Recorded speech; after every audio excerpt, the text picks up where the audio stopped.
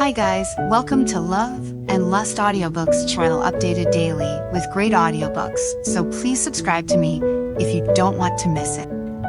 Well, let's go to read this book. Human, You're Delicious, Chapter 1620. Chapter 16, Party till Present Day. I woke the next morning with a large cramp in my neck from sleeping curled up on the carpet. I sat up and rubbed my eyes, which were still tender, before trying to stretch my neck left and right to release pressure. My eyes fell to the packages beside me. Several bags were laid on the floor, some of their contents dripping out, and I felt even more disparity. The last thing I wanted to do right now was to serve wealthy socialites at a birthday party hosted by Asip. I wondered if it was worse than being betrayed by your mate. Jacob's face flashed into my mind, and the scenes of my dream replayed over again in its eye. It all moved so fast, the stabbing, the reveal, my rescue, and the recovery. At this moment, my mind was a mess. Some were fragments of my memories, but most bled into the memories of the time I had spent with Leon. A blood bond was precious, and I didn't know if I could trust anyone again in such a way. So instead, I stood and reached into the fridge for another bottle of tranquilizer. I climbed onto the couch and curled myself into a blanket. Eventually, my brain stopped racing, and I fell back asleep and dreamt of nothing but my childhood memories. When I awoke, mid-afternoon had rolled around, and I stretched from my sleep.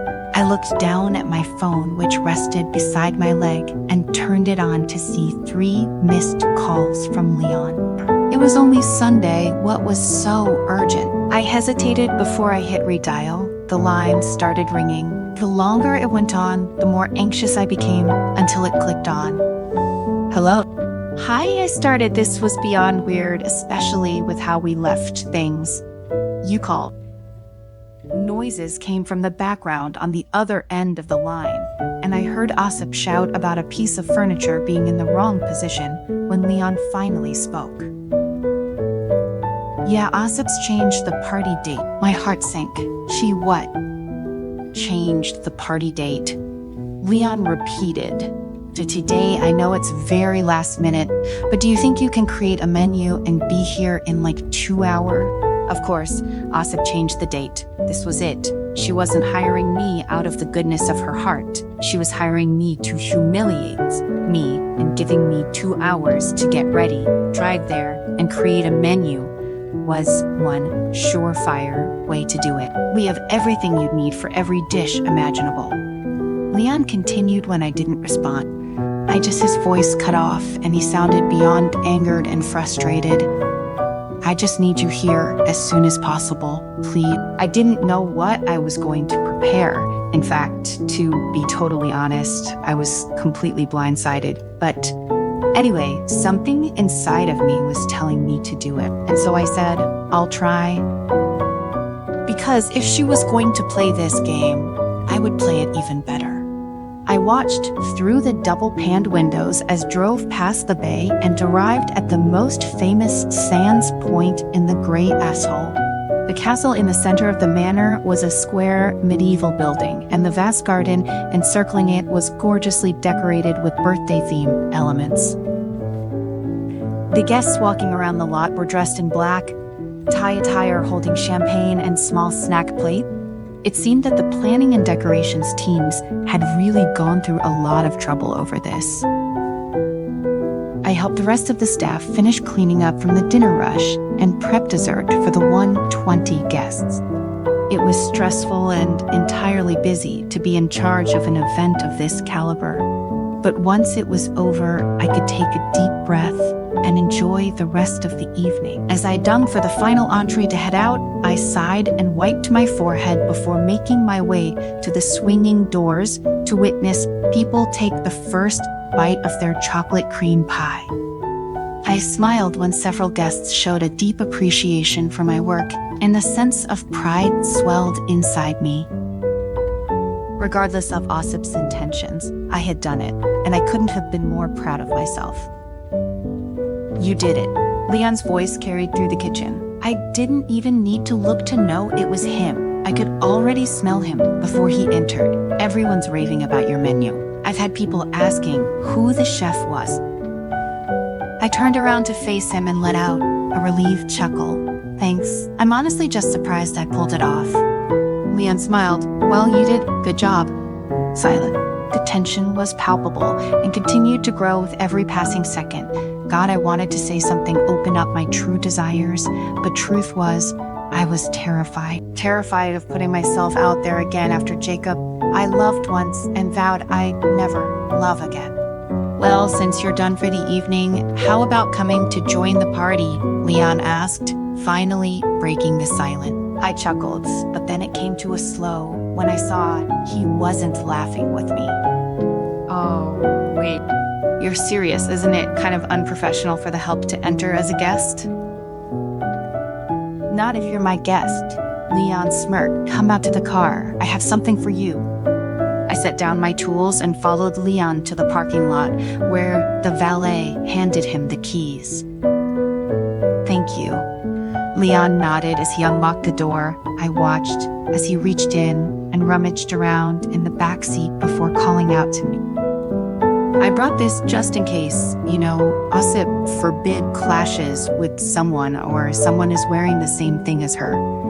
But she seems okay, so why don't you borrow it? He backed up, and in his hand was a coat hanger with an outfit underneath. Oh no, Leon, I can't do that. But it was too late when he lifted it. He unearthed a gorgeous, deep emerald green A-line dress with spaghetti straps and a deep V-neck. I had never seen a dress so beautiful. What would Ossip think of seeing me in her clothes? It was a little weird. No. Please, Leon coaxed, knowing exactly what I was thinking. Don't worry about her. You deserve this. Fakey, you've worked hard. Enjoy it. I reached out and touched the dress, rubbing the silk material through my fingers. It was exquisite, and I was going to be a showstopper in it. The so-called gatherings of the upper class were meant to be an event of gigantic gossip. Birthdays, marriages, or celebrations were just an excuse for them to get together no matter who you were. It was obvious by the cliques and groups that many people didn't even know each other. But it didn't stop them from exchanging all kinds of exciting gossip. There were no secrets among the wealthy. What happened mere minutes prior would spread throughout the entire venue like a virus. As Leon and I entered, I could hear the praise coming from the guests, making my heart swell. Oh my God, this tastes insanely good. I think this is going to be the highlight of the evening. I've never had a dessert like this, and trust me, I've eaten in Paris. However, far in the distance, I could see Ossip was not in the mood to eat those delicacies at all. It was probably because they were all made by me. When she received the gifts, she only smiled politely. However, I knew she must be fueled with anger, and a piece of me really enjoyed it. It was only made better when her eyes found me in the crowd, dressed in her own outfit. Her eyes widened and her face dropped. She roughly set down her drink, and I tried to avert my gaze as she stomped over to us. Leon, what the hell is she doing here? She's the chef Ossip. You hired her, Leon said, already visibly frustrated with the conversation. She rolled her eyes. Exactly, as a restaurant owner, you should know how unprofessional her being here. I do, Leon began, but look at the guests' reactions. Wouldn't you say she deserves this? Ossip stopped and looked as if she were considering talking again and grunted. Why would you do this? Are you purposely trying to humiliate me?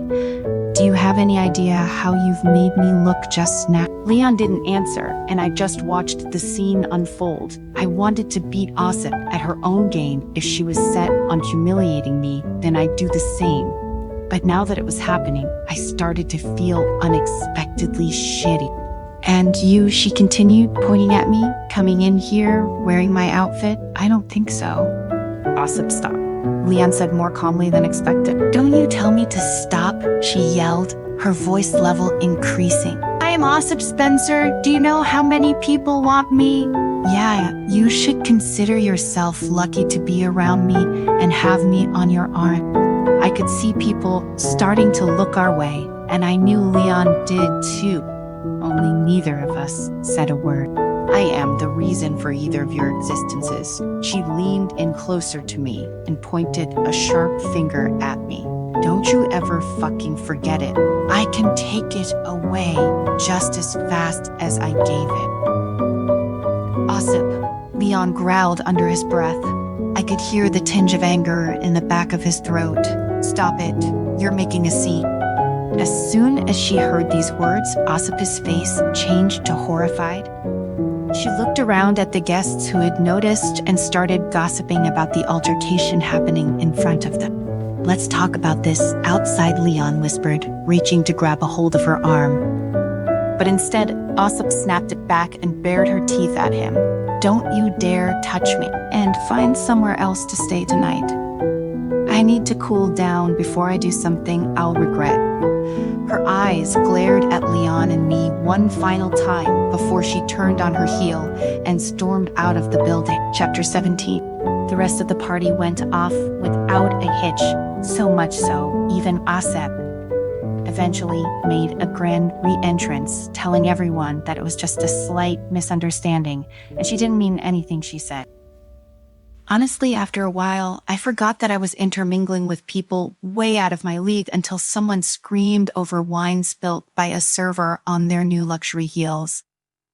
I hadn't heard of so many brands listed off at once since I was CEO. I watched the guests communicate with each other as Leon stood beside me, talking to an elderly-looking couple who had approached us. Suddenly, my head began to swirl, and I began to see doubles of the guests in the room. I couldn't focus and immediately knew what I needed. Thank God I had stashed some in my coat pocket in the kitchen. I excused myself from the conversation Leon had been having and headed toward the kitchen, weaving around the tables and reaching for the tranquilizer. I looked around the empty space to make sure that no one was around to see me and cut open the bag before ingesting it. Only mere seconds later, my vision returned to normal and my canines retreated. I sighed, thankful I was prepared, and made my way out of the kitchen, immediately walking into a familiar, thick body. I looked up to see Leon, whose hands had quickly placed themselves under my elbows for support. Everything okay? Oh, what? Yeah, I just had to grab something from my coat, I answered, but something in Leon's gaze told me he didn't quite believe me. What's up? I want to introduce you to someone. Come with me. Before I could protest, he reached down and took a hold of my hand, making the whooshing sensation take over my brain once more. I followed Leon and walked through the hall to the front room where people were toasting and discussing trivial matters, like who was going to the Met Gala and what Cindy Crawford was wearing last week. I couldn't help but sigh internally. We reached a group of guests, and suddenly I smelt something familiar in contrast to Leon's blood perfume. Gentlemen, this is the lady I've been telling you about. Vicky is one of the chefs at Kingsland Hotel and very quickly has made a name for herself there. The men turned and smiled at me, all with champagne in their hand. My brain carefully scanned internally for memories of these faces. I didn't recognize any of them, but the smell grew stronger like it had when I chased down the blood hunter the other day. Vicky, this Ethan, owner of Whitby's downtown. Oh, wow. I found myself saying out loud, it's a pleasure to meet you, sir. Whitby's, next to Ches Local and Kingsland Hotel, was one of the most luxurious locations in all of New York City. This guy single-handedly invented the most iconic dish, the scrambled eggs with sauteed mushrooms and peppers, creating a new deconstructed version of an omelet. Hello, Vicky, Ethan said, stretching out his arm to shake my hand. The pleasure's all mine. Leon talks about your dishes nonstop. I'd say he's finally met his match. I looked at Leon with a small, surprised smile, and he casually pulled his gaze away before turning to the men again. And this, Leon began, is my business partner, Aiden, and his partner, Jonathan. Aiden, a tall, skinny man in a black tuxedo, also stretched his hand out for me to shake and smile. Vicky, I've heard so much about you from Leon and the rest of the staff, and now I know why your cooking tonight was amazing. Thank you, sir. I started. I'm really flattered. Truly. This moment was all I had ever dreamed of, cooking for high clientele and then praising my food. I should be ecstatic, but all I could focus on was the smell of a blood hunter. I focused on using my senses, listening to every single word coming from around me, as Leon continued to speak to the men about work-related activity. Everything was heightened from my vision to my hearing after drinking a tranquilizer. I was that much more vigilant, and the scent I was getting was definitely from another kindred. I clenched my fists together, hoping to focus my energy on blocking out anything unnecessary and letting myself fully feel the air surrounding me. A nudge from an elbow slightly pushed me over, and I darted my eyes toward Leon, who was staring at me expectantly, along with the other men. Shit, they were talking to me. Ethan was asking where you learned your skills. Leon coaxed. He must have heard my panic. Yes, please share, Ethan continued.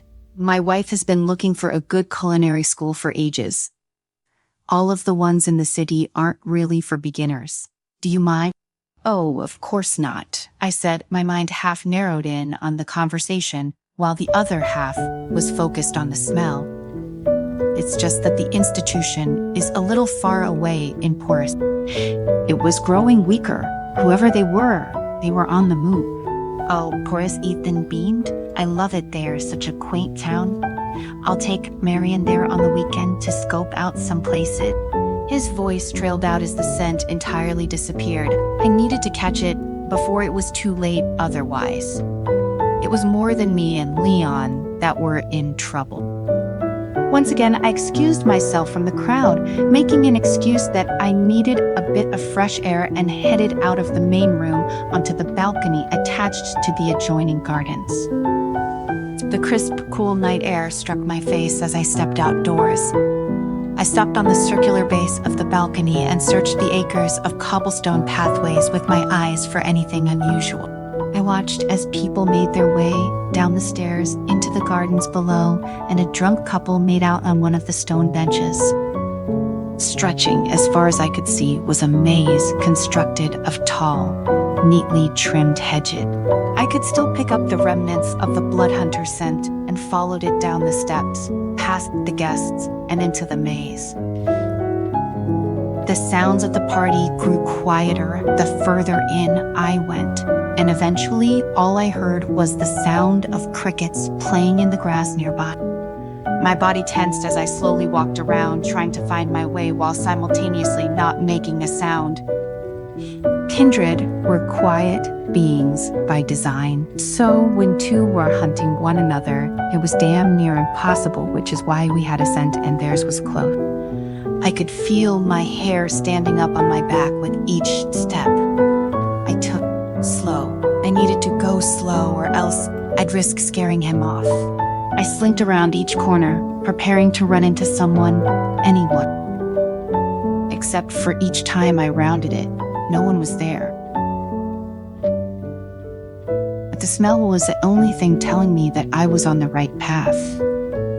Then a rustle snapped me into reality. There was no one else in here. It had to be that. I readied myself, letting my fangs reveal themselves and move slyly through the night. I was ready to pounce when a hand reached out and grabbed my shoulder. Chapter 18, Second Chances. Time passed, and the longer it stretched without Vicky, the longer it felt. I had watched her leave out the patio doors and looked every so often, but hadn't seen her come back in. Ethan, Aiden, and Jonathan continued to discuss the pending stock options when I checked my watch. 8:30 p.m. She shouldn't have been gone this long. Something inside me was pulling me in that direction, screaming at me to follow her. I politely excused myself from the conversation and headed outside. Almost instantly, a gust of wind pulled at my suit jacket, and I gripped each side, pulling it close to shield myself from the cold. I scanned the yard, hoping to catch some sort of sight of her, to no avail. I moved around the bodies, lounging along the marble walls of the building and the stone benches, and made my way toward the hedge maze. There was no way she'd end up in here. It was pitch black with only a light fog being visible. I could barely see what was in front of me, but that same feeling from before told me to keep going and push further. She was here somewhere. "Vicky," I called out. No answer. I turned the corner when I heard a shuffle, not far up ahead. More than likely, it was two kids messing around in the bushes, but I knew it was better to be safe than sorry. I moved forward and saw a figure cut around another corner. It was slender and tall, and the bottom of its dress swayed in the wind. "Vicky." I followed her further into the maze and stopped a few meters back. I observed her. She was on edge, like she was looking for something. I couldn't figure out what from what I could see. No one else was around. Her back tensed and she became nimble, moving along the hedges, stopping every so often. What the hell was going on? I walked up behind her, taking it slow, and when I was close enough, reached out and touched her shoulder. Vicky instantly spun around, a certain hunger in her eyes, like a predator hunting its prey. I took a step back, and after a second, her irises shrunk back to normal size. "Oh, Leon, what were you doing here? You can't be here." She was addressing me, but her eyes weren't focused on mine. Instead, she looked past me like she was waiting for someone else. "Is everything all right?" I prompted. Vicky's gaze flicked me, and she forced an obviously fake smile. "It's great, just needed air." "In the maze." "Yeah," she said, turning her eyes behind me and then back to my face. I needed to get away from the crowd. It was getting to be too much. I didn't believe a single word she was saying. Something bigger was happening here, but I couldn't expect her to be open with me about everything. We barely knew one another. "Let's go back inside." "Yeah," I said, placing my hand on her back to guide her out of the hedges. "It's freezing." But she walked away from me, her attention entirely on something else. I knew I shouldn't, but I couldn't help it. I honed my ability and tried to listen in on her thoughts, only all I got was a bunch of muddled sounds, and then something about not being able to smell the scent anymore. What scent? I didn't smell anything and certainly heard no one. We were entirely alone out here. "Vicky, you sure everything's good?" This time, when her eyes locked with mine, they were the normal green that I had come to rely on. And I noticed her body settle. Yeah, she said, slightly exasperated. I just thought, you know what? Do you mind if we actually stay out here for a bit? Feeling a little overheated. "Sure," I replied. I could feel my heartbeat increasing at the thought. I had never reacted like this to anyone before, let alone someone I had just met. Ever since my mother's passing, I buried myself in work to avoid having to build relationships that I could easily lose. But there was something with Vicky that I couldn't ignore. It wasn't fate, it was almost like a second chance. She led me forward to a bench that sat in an open space. It was only when I sat down that I realized we were in the middle of the maze. A shiver rushed through my body as the wind howled past us. If I'm cold, Vicky must be freezing. I moved forward and attempted to begin to take off my suit jacket when I looked over at her. She was staring up at the stars in the sky with marvel, and not a single sign of her being cold appeared. She was completely ignorant of it, as if it didn't bother her at all. Did you ever look up at the sky as a kid and try to find the Big Dipper? No matter where you were. Her question took me by surprise. It was entirely out of the blue. And at first, I was unsure how to answer. But when she turned and looked at me, her eyes expecting a response, I sighed and responded. My mother used to stargaze. She said it was something that made her feel closer to those who had died. She called the Big Dipper the giant spoon and would always tell me stories about how it was what God used to eat his food. this Vicky let out a small laugh, which prompted my own. The more I thought about it, the more ridiculous it sounded. I've never told anyone that, I confess, clasping my hands together in my lap. Not even Asa. I looked at her, my eyes focused on the warmth emanating from her. Not even Asa, silent. There was a lot of this between us, but it was never weird. At least for me, it was somewhat relaxing not to have someone on me constantly for things I couldn't control. What about you? I said, finally, breaking the quiet and gently nudging her shoulder with mine. Vicky laughed. We didn't know too much about astrology growing up. There weren't a lot of books around on this stuff.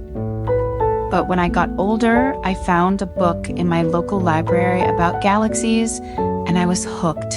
I always look at the sky at night if I can, and try to remind myself that all of this, she gestured at the hedges and stone pathways surrounding us, is temporary and insignificant compared to what is really out there.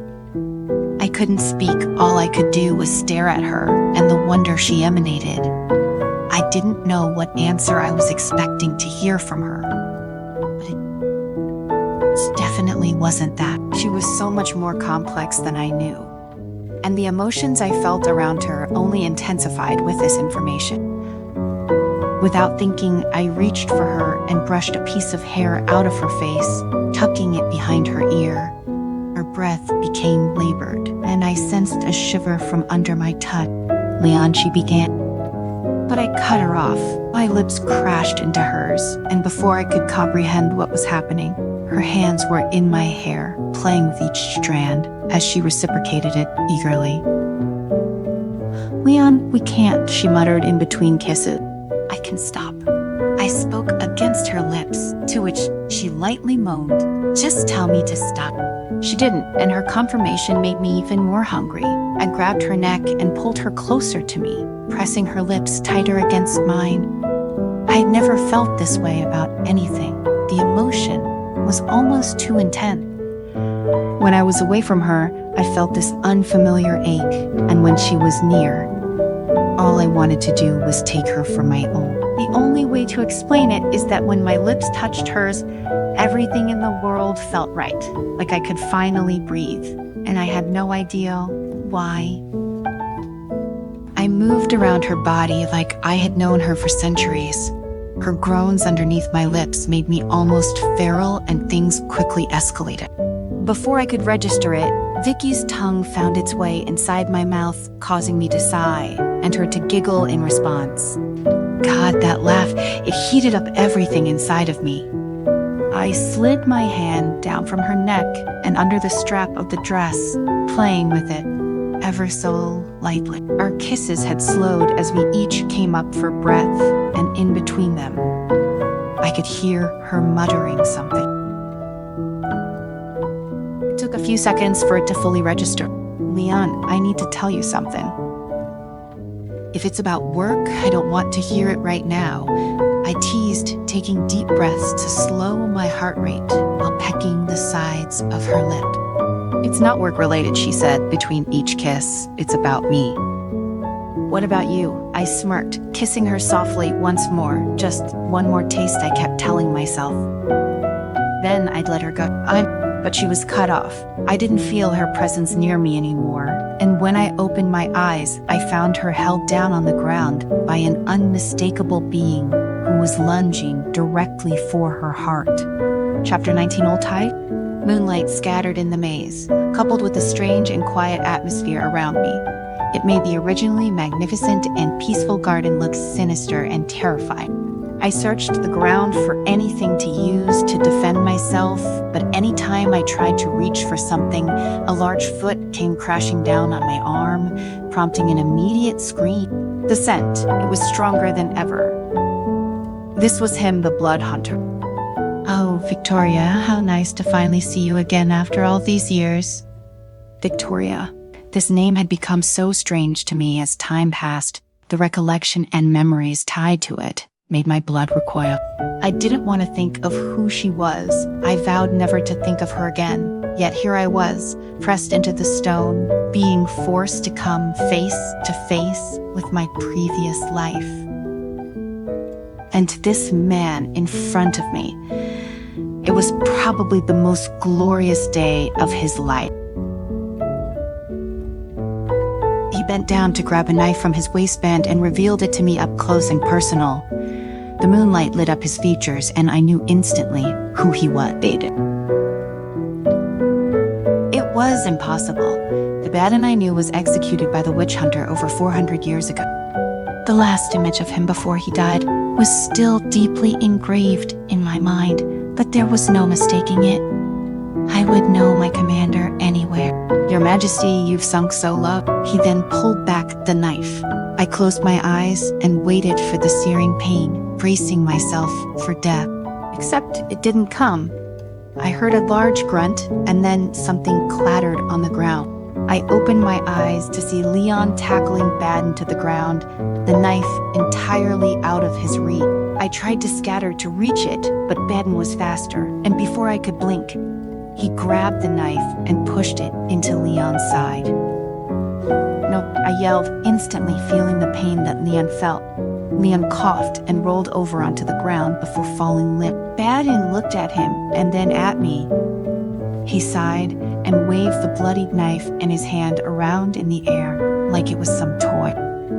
Don't worry, relax. He's not dead, just wounded enough not to be a nuisance for now. Can't have some human messing up my sentries. Don't plan now. I wanted to get up and rush to Leon, but I knew it would be no use. Not with Baden holding a knife. He could kill me at any minute, no matter how fast I tried to leave. As commander, he had more speed and agility than anyone I knew, myself included. It's why he was the leader of my troops. And now that speed would instantly win against me. I spit on the ground at his feet and scowled. Why are you here? Oh, I'm taking you back, of course. Don't you remember? You haven't fulfilled the promise you made to us, your people. Promise, I echoed. Have you forgotten? Conquer the world and expand our horizons. See what else was out there for the taking. Isn't that all you ever dreamed of? The image of myself standing on a pile of human corpses flashed through my mind's eye as I shouted this exact sentiment to my subordinates. Follow me and conquer the world. At that time, you were so powerful and perfect, Baden continued. I sincerely admired you and would have followed you to the ends of the earth. But then, in the end, you fell in love with a human, a witch hunter. And you were willing to leave it all behind for him. You had thrown your promise out of the window, hadn't you? Baden times have changed. I'm not that person anymore. Indeed, but the goal in my heart stays the same. No matter what era I'm in, I will faithfully carry out the word of my leader. And since you're not her... Once again, he lifted the knife in the air, ready to deliver the final blow. Instead, I hooked my foot under his ankle and rolled out of the way of the knife coming crashing down with him. I took this opportunity to jump up and grab the knife, holding it outwards toward him, while protecting Leon's body. Baden lifted his head to reveal a bloody nose trickling down his chin. I was prepared for him to lunge for me and instantly attack. However, he did the complete opposite. Baden let out a wild laugh as if he had heard some unbelievable news. As he laughed, tears started to stream down from his eyes. I knew she was still in there somewhere, he said, waving a hand at me. Do you know how I survived all these years? I'll let you in on the secret. It wasn't me who was killed. It was one of my subordinates in disguise. Luis, does that name ring a bell? Upon hearing this name, I immediately remembered a young, impressionable man with wavy red hair and dark freckles. He followed Baden everywhere, and he'd do anything to get Baden's approval, even if it meant dying. It was him who saved me, Baden continued. Do you know what he told me before he died? He wiped the blood from his nose with the back of his hand and remained kneeling on the ground. He said, because everyone can die, but only you must live because you are Her Majesty's ideal sole heir. If you die, then the kindred are lost. If you find Her Majesty one day, please give her my regard, because he really believed in you and our cause, and this is how you repay him by turning on the old ways." I didn't know what to say. It was impossible for me to ever consider that I was who I used to be, someone who followed the kindred law to the letter. But that was centuries ago in what the humans referred to as the medieval times. Things were different. I was different. "Do you really, truly have nothing to say, Your Majesty?" "Don't call me that," I said, exasperated. "I'm not that person anymore. The Victoria you're looking for is dead. She died 200 years ago. I don't have what you're looking for here." There was dreadful silence once I finished speaking. Then Baden let out a deep sigh. "She's not dead. She just needs something to wake her up, and an injury with that knife you're holding was one way to do it. But now, I guess I'll have to improvise." He clapped his hands and smiled once his eyes fixed on something behind me. I turned to see a dark shadow showed in front of me. I focused my eyes and found that it was the same man who I had met on the rooftop in Anais a few days prior. He was carrying someone on his shoulder. The body dangled as he moved, the wind shaking its clothing. "Leon, let him go," I shouted, turning the knife of the blood hunter. My body was on fire. I knew too well what kind of person Baden was. He would kill Leon in front of me if he needed to, and despite my best intentions, I was succumbing to the blood bond itself. "It seems you still haven't learned your lesson, Your Majesty. You got a bit carried away with your new pet once again, and look where you ended up the last time." I winced at his mention of Jacob. "However, this pet's blood quality is very high," Baden continued. "Why don't you have a drink with your old subordinate?" "Have you lost your mind?" "Yeah," I shouted. "That's treason. We'll all be killed." "That's what you said the last time, and I'm still here, aren't I?" As he spoke, he bared his sharp fangs, and before I knew it, he was lunging for Leon's neck. With all my might, I dashed toward him and pushed him into the stone bench. Leon and I were just sitting on using my shoulder. His body crashed against the surface, instantly snapping it in half with his weight. "You sure have lost a lot of strength," he sneered as he slowly stood. "Be that as it may, the current me can still beat the shit out of you." Suddenly, a flash of darkness brushed across my peripheral vision. "Fuck." I turned away from Baden and rushed to the blood hunter, who was laying Leon down on a ceremonial blanket to begin the drinking ritual. I raced toward him to knock him over when I was tackled from behind. I was sent flying and smashed through the thick hedges. I struggled to my feet and spat out a mouthful of blood. Baden's punch had broken one of my ribs in an instant. But before I could regain my balance, Baden jumped through the bushes and flung himself at me. The two of us smashed through to the other side and into the maze. We activated shadow form and engaged in an intense battle. Every time my nails scratched his body, he would quickly heal himself.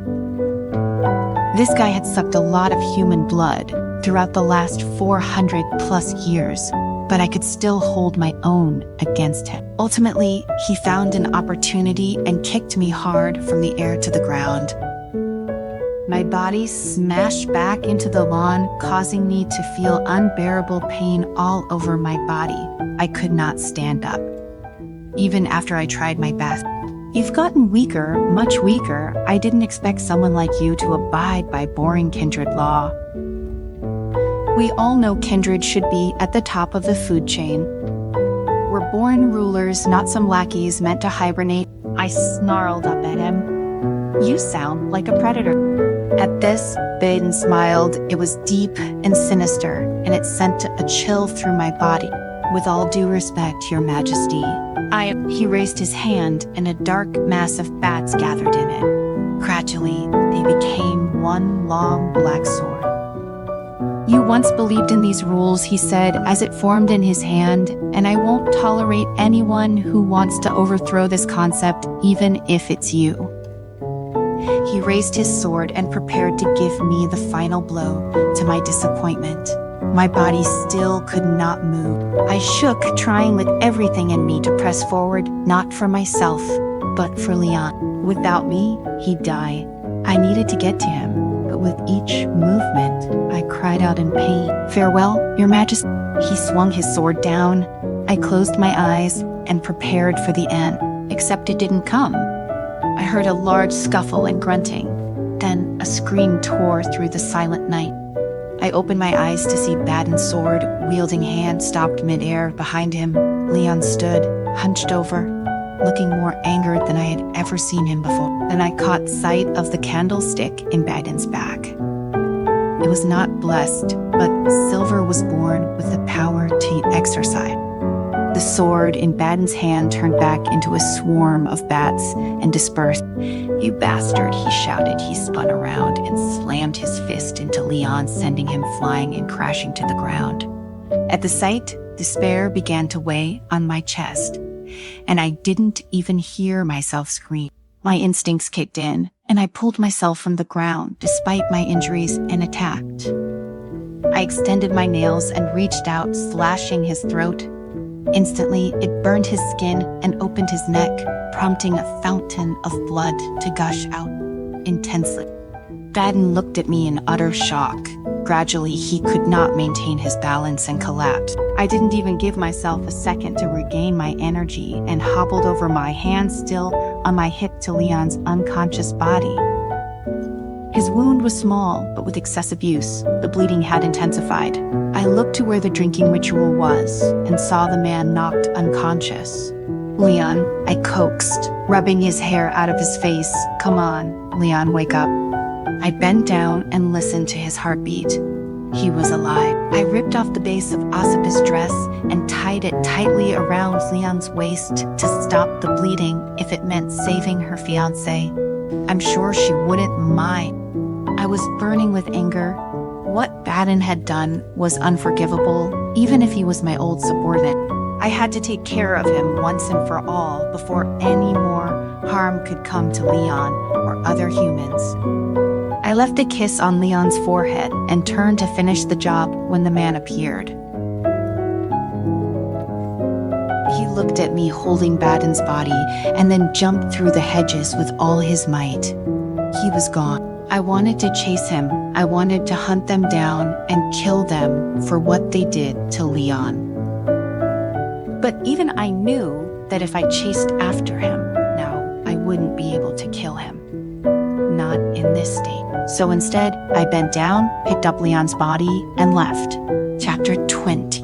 Truth be told, the pale moonlight shone down on me as I opened the front door to my house. It was already midnight, and after tonight's events, I was more exhausted than when I exited hibernation. I had no choice but to take Leon home and check his injuries before deciding what to do with him. There was no way I could take him to a human doctor if word got out about what happened. It could mean the exposure of the kindred world. And if the elders learned about this, well, they'd be hard-pressed to go against me. According to their records, Baden died 500 years ago. There's no way they'd believe he had survived. Thus, my house was the only option. Thank God I had enough experience bandaging my own wounds without modern medicine that I was confident I could manage. I undid the piece of cloth I tied around his waist and tossed it to the side. That was the easy part. I then took a deep breath and grabbed at the base of his shirt, lifting it up to his chin. The perfect curve of Leon's muscles and the delicate texture of his skin filled my view immediately. He was utterly breathtaking. I ran my hands over the wound on his side. It wasn't as large as I expected, and the bleeding had slowed. That was a good sign. I told myself, he'll be okay. I headed for the bathroom and returned with rubbing alcohol, a cloth, and bandages. I poured the cleanser on the cloth and wiped the dirt away from the wound, gently washing it. I repeatedly inhaled and exhaled, trying to still my racing heart. The smell of blood, perfume, and the visual impact of Leon's body made me feel dizzy all over again. As I touched his body, I felt the muscles and bones under his skin. Every time I tried to focus my attention, I was distracted by inexplicable sexual fantasy. I tried to push them aside, but it was useless. The blood perfume was pulling me in, and I was falling into it. I needed to take a bottle of tranquilizer and drink it. After all, I had just experienced a huge battle and was still recovering, but there wasn't time. Leon would heal less quickly than I ever would. Once I finished cleaning the wound, I inspected his bones and was glad to know they weren't injured. He would be better after he was bandaged and rested for a while. Completed wrapping him up and then sat on the edge of the bed, taking a deep breath. What I experienced tonight brought me back to my years as queen. There was no doubt in my mind that Baden was still alive. It would not take long for the injury Leon inflicted to heal. My mind kept trailing back to my previous life, and eventually sleep gradually overwhelmed me.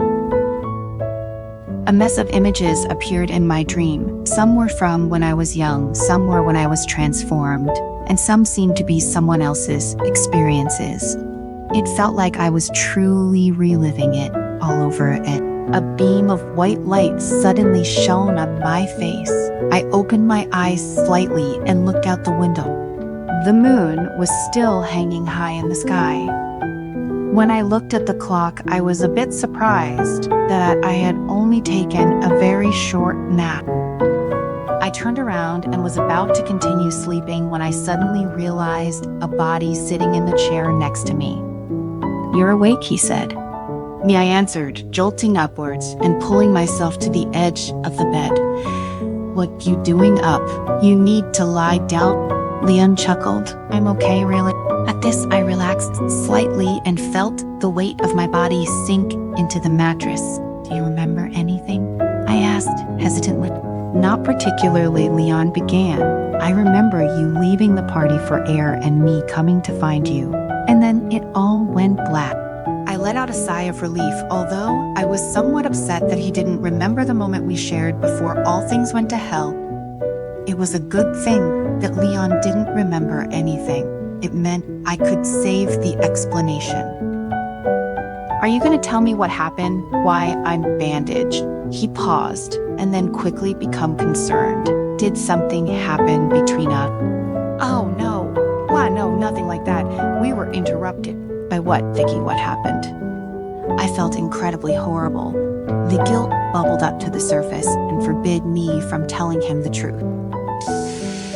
I should have known he was there, just by his blood perfume alone, but I didn't. And it almost got him killed. Almost killed. "Yeah?" he asked suddenly. I turned to Leon and looked at him, and then it hit me. "Fuck." He heard, "What the fuck, Vicky?" His eyes were wide and fearful. It pained me to know that he was looking at me this way. "And what do you mean by blood perfume?" I don't know if right now's the right time, Leon. "I don't think there's a better time," he sneered. Hal, he was right. I had no excuse. I wasn't sure I was ready, but if I didn't say something now, I could risk losing the opportunity forever, or worse, him. I closed my eyes and inhaled. This was my second time revealing my nature. And as I was about to speak, I realized it didn't get any easier in the last 500 years. "I'm a kindred," I said, slowly, as if that was going to ease the blow. When Leon didn't answer, I opened my eyes slowly to find him staring directly at me with anger in his eyes. "A what?" "A kindred," I repeated, almost choking on the words. "Yeah," still hard to say out loud. "Stop fucking with me, I'm serious." I was trying so hard to break this carefully, cautiously. The last thing I needed was to scare him away. "And I am too," I continued. "I'm a kindred." "This is ridiculous," he said, quickly standing from the chair and wincing in pain. "Careful," I cried out. "You'll pull the wound." "A wound for all I know you put there," he shouted as he spun around to face me. I flinched at his tone and looked at him, appalled. "I didn't do that." "Then who did?" What am I supposed to believe?" "You won't tell me." "I am telling you, you're just not listening." At this, Leon laughed. You expect me to believe that you're what? Some fictional creature that is used to scare a little kid. I'm not lying, I reinstated, emphasizing each word that came out. Maybe if I made it clearer, he'd believe me. Trust me again. Fuck this, Leon snarled. I'm out of here, and consider your resignation approved. He reached for the door. I could let him go, he could walk out. I could finally leave Kingsland Hotel, and I'd never have to see Osip or Leon again. My life could return to how it was before, bondless, just like how I planned it. Or I could stop him. I could be entirely transparent and hope that he would take a chance on me. The thought was scary as hell, but one I was ready to commit to if it meant I could spend eternity with Leon. Honey and sweet tea, I said randomly. Leon stopped, his hand hovering over the door handle, and turned to me. Honey and sweet tea, I repeated. It's your smell, my smell. What do you smell when you're near me? Leon looked at me confused and sighed. Vicky, please. What do you smell when you're near me? Vanilla and firewood. Is that your favorite scent? Leon stared at me, his eyes darting from me to the door. He wasn't leaving. He was waiting me out. That had to be a good sign, is it? I prompted. 2 of them, but what does that have to do with literally anything that happened yesterday? Did vanilla and firewood attack me? No, I began, but it is our blood bond at work. Blood bond. I inhaled deeply. I was going to do it.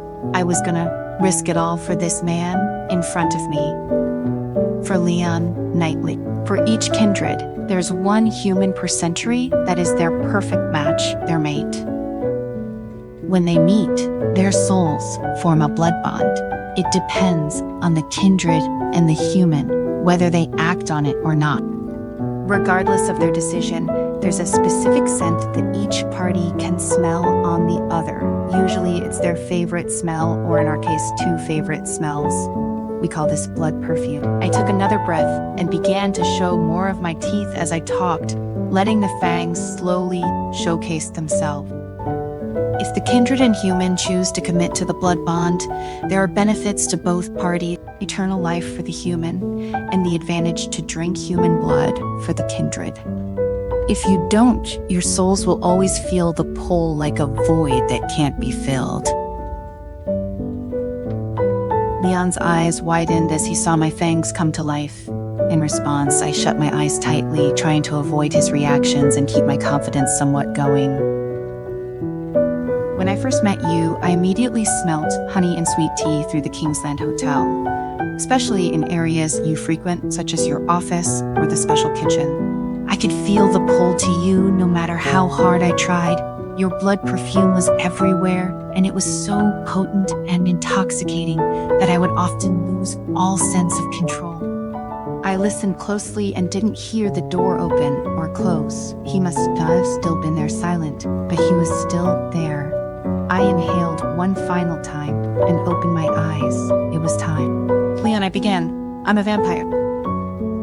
This part has ended. Thank you for listening. If you would like to continue listening to the next part, please let me know by leaving a comment.